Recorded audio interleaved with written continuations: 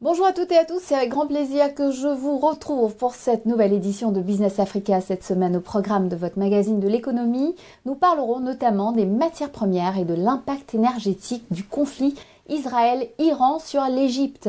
Mais tout de suite, voici les grands titres de cette édition.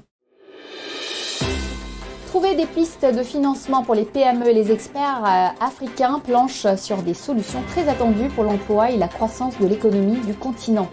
Il faut que nous ayons des entrepreneurs capables en termes de compétences pour gérer en fait une unité donc, qui produit la valeur. Si vous avez un business bien structuré, le financement ne posera pas trop de problèmes. Ils sont de très jeunes enfants et aident déjà leurs parents dans des mines artisanales d'or en Guinée. Une situation attisée par le non-droit qui règne dans des pans entiers du secteur extractif africain. Nous avons constaté que les parents négligent dans les zones minières l'éducation des enfants. Ils amènent les enfants avec eux dans les mines pour les exploiter.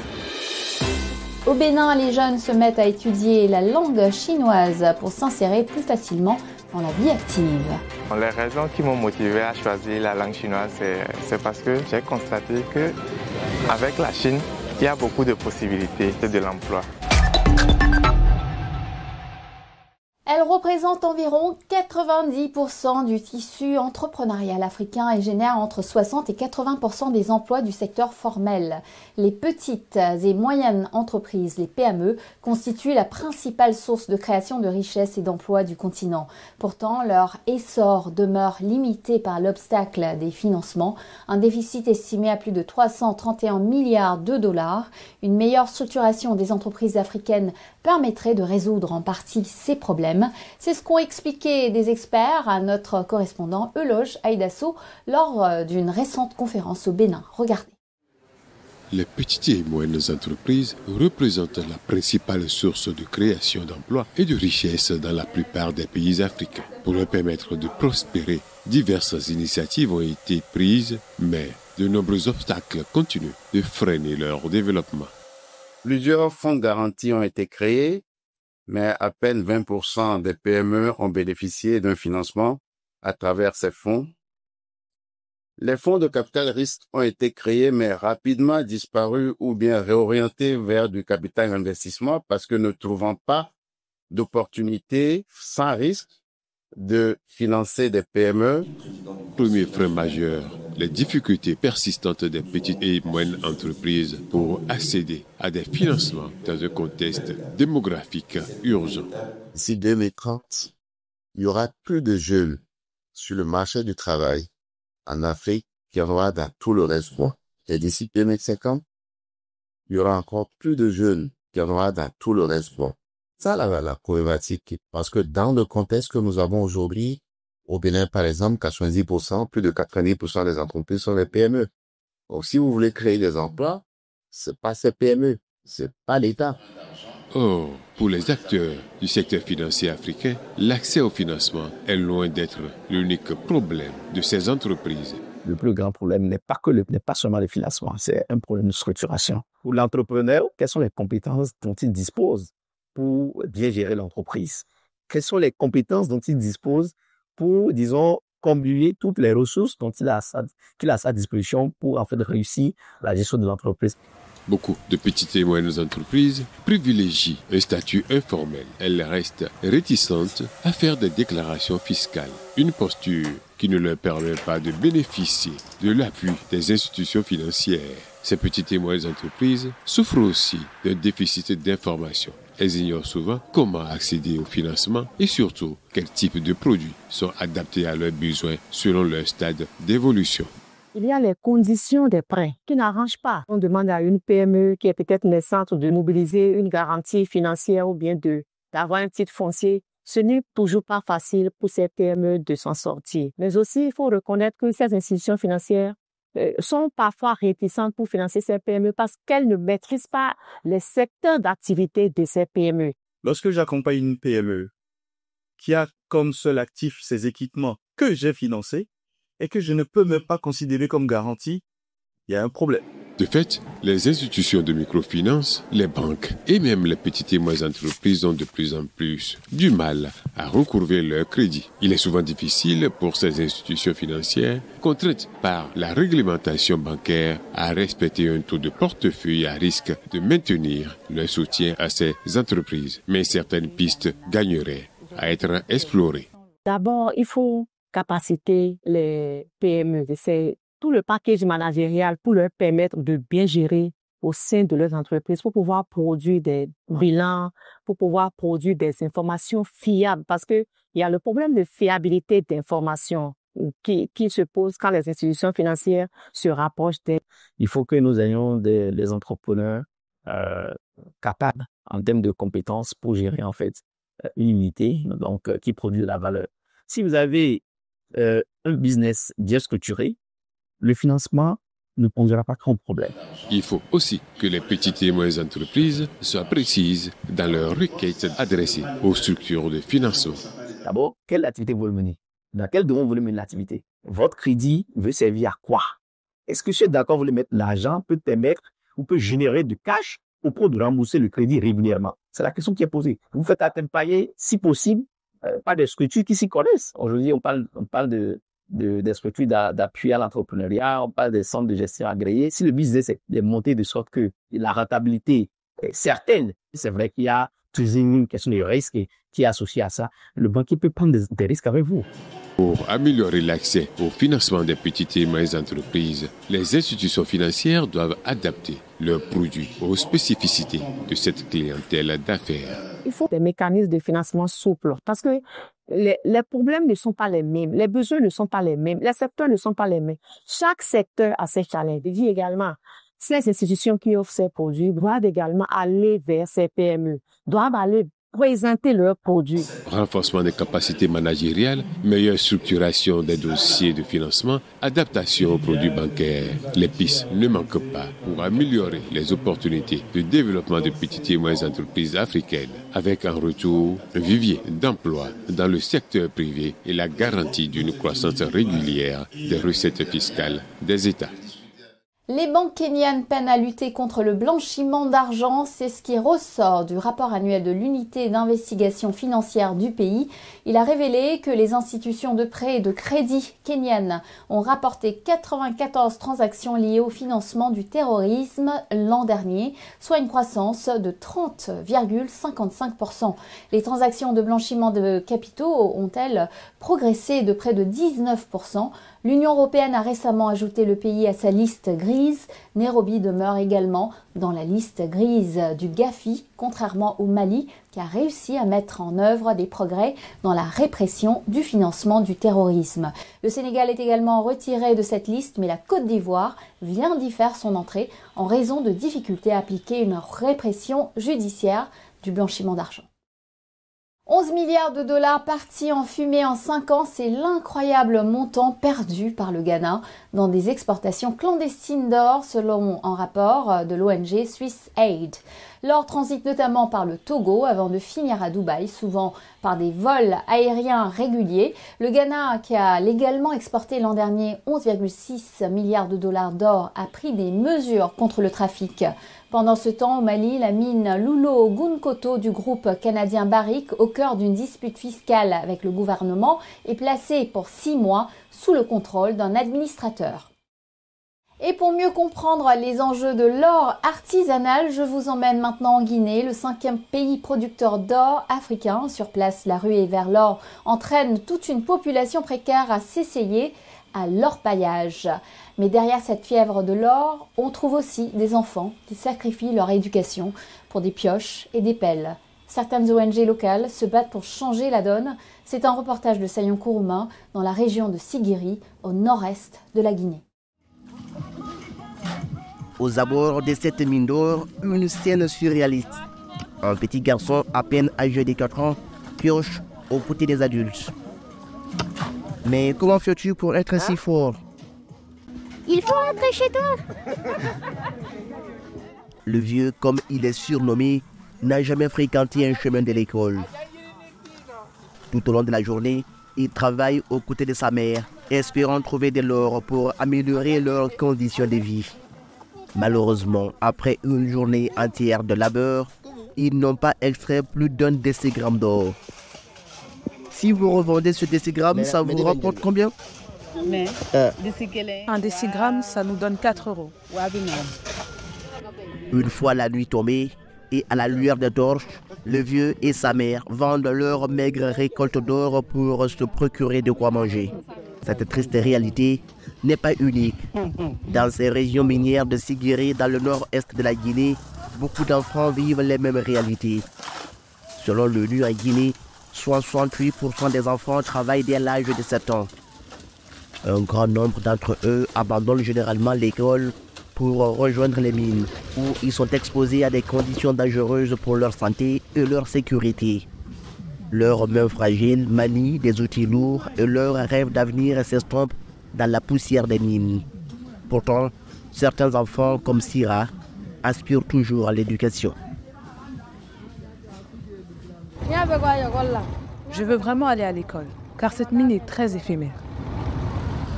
En plongeant dans la réalité des mines, nous avons échangé avec ce responsable de l'exploitation artisanale. Ici, malgré la volonté de lutter contre l'exploitation des enfants, les défis restent complexes. La complexité de la situation et la précarité des familles entravent la mise en place de mesures efficaces. Beaucoup d'enfants viennent dans les mines. Interdire la présence des enfants pourrait causer des problèmes. Les chefs des mines artisanales ne souhaitent pas voir de jeunes enfants travailler ainsi, mais nous n'avons pas le choix. L'exploitation des enfants pose un dilemme pour certaines familles.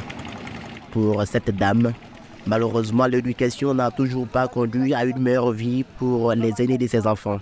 Certains d'entre eux, ayant achevé leur scolarité, se retrouvent sans emploi, ce qui a conduit sa famille à compter sur les mines et sur les frêles épaules de ses progénitures pour survivre. Nous vivons des mines. Si nous empêchons nos enfants de travailler dans les mines et qu'ils ne trouvent pas d'emploi après l'école, à quoi servent les études? Malgré la sombre réalité des mines, une lueur d'espoir émane d'une organisation non gouvernementale déterminée à apporter un changement significatif. Nous avons constaté que les parents négligent dans les zones minières l'éducation des enfants. Ils amènent les enfants avec eux dans les mines pour les exploiter d'une certaine manière. Donc pendant les périodes scolaires, les enfants doivent partir soit à l'école ou bien dans les centres de formation pour préparer leur avenir. C'est pourquoi nous sommes là aujourd'hui. Nous avons suivi ce jour-là cette équipe alors qu'elle se rend dans les villages avoisinants pour sensibiliser les parents sur l'importance de l'éducation. Ayez pitié de ces enfants. Commencez à les envoyer à l'école ou donnez-leur un métier. L'or n'est pas éternel, parce qu'au moment où vous serez fatigué, eux pourront vous prendre en charge. Nous sommes là pour vous transmettre ce message. Selon l'ONG Humanium qui se bat pour les droits des enfants, seulement la moitié des enfants guinéens accèdent à l'enseignement secondaire, tandis que 73% d'entre eux sont engagés dans un travail avant même d'atteindre la majorité légale. Et les filles représentent la majorité écrasante de ces cas. Ces statistiques soulignent la nécessité d'une action concertée pour changer la trajectoire de ces jeunes filles et leur offrir des perspectives plus prometteuses.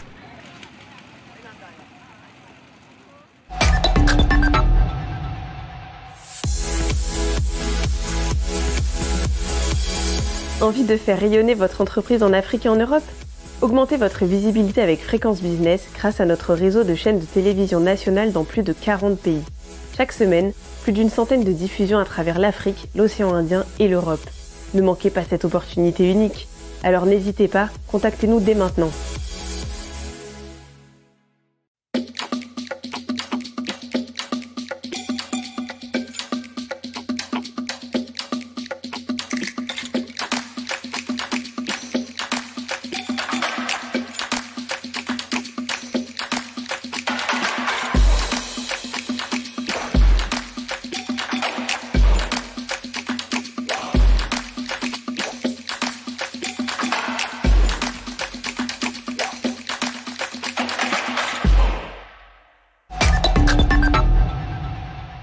Bienvenue dans la deuxième partie de notre émission.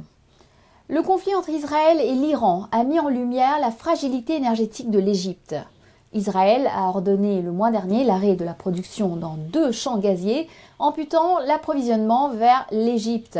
Résultat, un rationnement d'électricité a été imposé à certaines industries pour préserver les centrales électriques.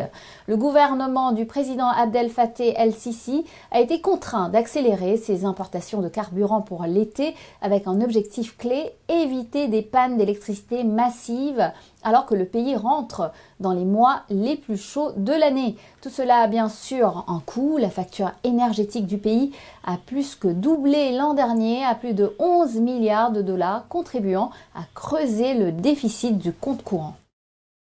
Une nouvelle campagne difficile, c'est ce qui semble se rapprocher pour le cacao. Les acteurs du secteur s'inquiètent de la conjonction probable de plusieurs facteurs pour la campagne 2025-2026. Mauvaise récolte, pluviométrie déficitaire et explosion de la contrebande dans 2 pays régis par des systèmes d'encadrement des prix, la Côte d'Ivoire et le Ghana.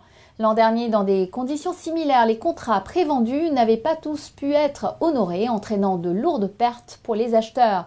En Côte d'Ivoire, le niveau des contrats d'exportation déjà conclus par anticipation est déjà à un niveau très élevé. Pour éviter les défauts de livraison, les autorités ont décidé de limiter les ventes contractuelles, mais le différentiel des prix dans la région continue d'alimenter la tentation de la contrebande. Que faut-il attendre de la décision de la Chine de supprimer les droits de douane sur les exportations de 53 pays africains? L'annonce est intervenue le mois dernier quand Pékin a pris le contre-pied de la décision américaine d'imposer de lourds droits de douane sur plusieurs pays du continent. La Chine n'a cependant toujours pas précisé quand cette mesure de libre-échange, qui ne bénéficiait jusque-là qu'à 33 pays, allait s'appliquer. Une chose est sûre, les échanges entre le continent et la Chine, son premier partenaire commercial, ne cessent de se développer. L'an dernier, les exportations africaines ont même progressé plus rapidement que les exportations chinoises vers le continent, enregistrant une hausse de 6,9% par rapport à 2023. Ces échanges commerciaux entre l'Afrique et la Chine ont représenté 282 milliards de dollars l'an dernier. La Chine est aujourd'hui le premier partenaire commercial de l'Afrique et pour faciliter cette relation grandissante, les jeunes s'orientent désormais vers l'apprentissage de la langue chinoise. Notre journaliste Didier Assogba est entré dans la classe de ces étudiants béninois bien décidés à la maîtriser. Regardez. Avec un volume des échanges commerciaux évalué à plus de 60 milliards de dollars américains par an, la Chine est le 3e partenaire commercial du Bénin. Dans ce contexte, parler le mandarin est un grand atout. Créé en 2019 et installé sur le campus d'Abomey-Calavi, l'Institut Confucius offre une formation en licence, en traduction et en interprétariat en langue chinoise. Les étudiants de cette école sont les plus recherchés sur le marché de l'emploi en Afrique. À part les études, je suis aussi traducteur-interprète auprès d'un Chinois. Les raisons qui m'ont motivé à choisir la langue chinoise, c'est parce que j'ai constaté qu'avec la Chine, il y a beaucoup de possibilités de l'emploi. Bon, si tu n'as pas encore fini, on peut dire, si tu es en stage, tu peux déjà gagner jusqu'à 150 000 le mois. Si tu es un diplômé de la langue chinoise, et ton salaire peut monter de 250 à 500 000. Et cela alors que le salaire minimum interprofessionnel garanti au Bénin est de 52 000 francs CFA. Les autres raisons pour lesquelles cette formation connaît un succès fulgurant auprès des jeunes de la capitale économique sont diverses. J'ai ma maman qui est une grande grossiste, elle est commerçante. Je pense que c'est utile qu'en apprenant la langue chinoise, je puisse aider ma maman à développer ce commerce. Selon un rapport publié à Pékin en 2021 par China Africa Business Council, les entreprises privées chinoises représentent environ 10% des investissements en Afrique. La Chine réalise plus du tiers des projets d'infrastructures sur le continent. Alors, pour faciliter les échanges entre les ouvriers et les employeurs chinois, il faut des interprètes. Lorsque nous apprenons la langue chinoise aux nôtres, ils apprennent également la culture, ils apprennent le comportement, tout ça là. Ça permet d'avoir une relation franche avec le chinois. Nous avons des étudiants, des apprenants formés à l'Institut ici, qui ne sont pas au Bénin, mais qui travaillent avec des Chinois dans des pays, en Angola, en Côte d'Ivoire, au Togo, le marché d'emploi aujourd'hui pour quelqu'un qui apprend le chinois est encore frais. En 2016, les Chinois ont consacré 110 milliards de dollars au tourisme international. Selon l'Organisation mondiale du tourisme, le nombre de touristes chinois visitant le continent africain connaît une importante croissance de l'ordre de 50% chaque année. Mais les pays les plus visités sont le Maroc et la Tunisie. Le Bénin voudrait aussi attirer les touristes chinois en s'appuyant sur les étudiants de l'Institut Confucius. Nos étudiants servent aussi de guides touristiques pour les touristes chinois. Oui, un exemple, il y a une communauté chinoise qui voulait visiter les trésors royaux au palais de la présidence. Ce sont nos étudiants qui les ont accompagnés. Donc c'est pour dire en fait que dans le domaine du tourisme, il y a en fait de grandes opportunités pour ces étudiants. Cuisina fait partie des leaders de l'aménagement mobilier et de l'habitat dans la sous-région ouest africaine. Grâce à son savoir-faire appris en Chine et à sa connaissance du chinois, le jeune cuisiniste Muyami Adechokan, PDG de Cuisina, a en effet trouvé une solution innovante. Il fabrique des meubles de cuisine avec des panneaux entièrement hydrofuges qui répondent aux normes des cuisines africaines. Pour ce faire, il importe tous les matériaux de Chine sans intermédiaire. Ses clients sont des grandes entreprises du bâtiment ouest-africaines. Et ces cuisines connaissent un franc succès face aux meubles de cuisine importés d'Europe moins adaptés aux conditions du continent. La Chine m'a appris la langue qui est la clé, la réussite de ce que je suis aujourd'hui. Les Chinois sont spéciaux. Peu importe si le Chinois comprend bien l'anglais et tout, il comprend bien le français. Si vous ne parlez pas dans sa langue, vous créez une barrière. Je suis rentré en Afrique et là, j'ai mis en place mon industrie Cuisina. Arrivé au Bénin en 2017, après avoir parcouru plusieurs pays africains, ce représentant chinois est à la tête de la filiale de Yangtze Water and Hydropower Construction. Cette société est spécialisée dans les travaux de bâtiments, travaux publics et hydroélectricité. Liu Xiaoping est fier de sa collaboration avec les ouvriers béninois.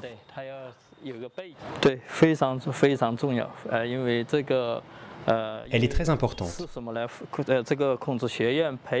Ces ouvriers qui ont étudié la langue chinoise,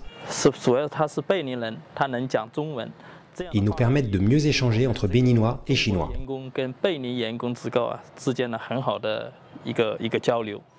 Malgré l'épidémie de Covid-19, la coopération sino-africaine a maintenu son élan. Avec le développement des échanges, l'avenir de cette coopération a encore de beaux jours devant elle, alors que l'Afrique est devenue un terrain très attractif aux yeux de Pékin. Et voilà, Business Africa, c'est fini pour aujourd'hui. Je vous retrouve la semaine prochaine, même chaîne, même heure, pour Initiative Africa. En attendant, vous pouvez revoir cette émission sur notre site web africaonair.com et nous suivre sur nos réseaux sociaux. N'hésitez pas à liker, partager, commenter en utilisant le hashtag Business Africa. Bonne semaine à tous et à la semaine prochaine.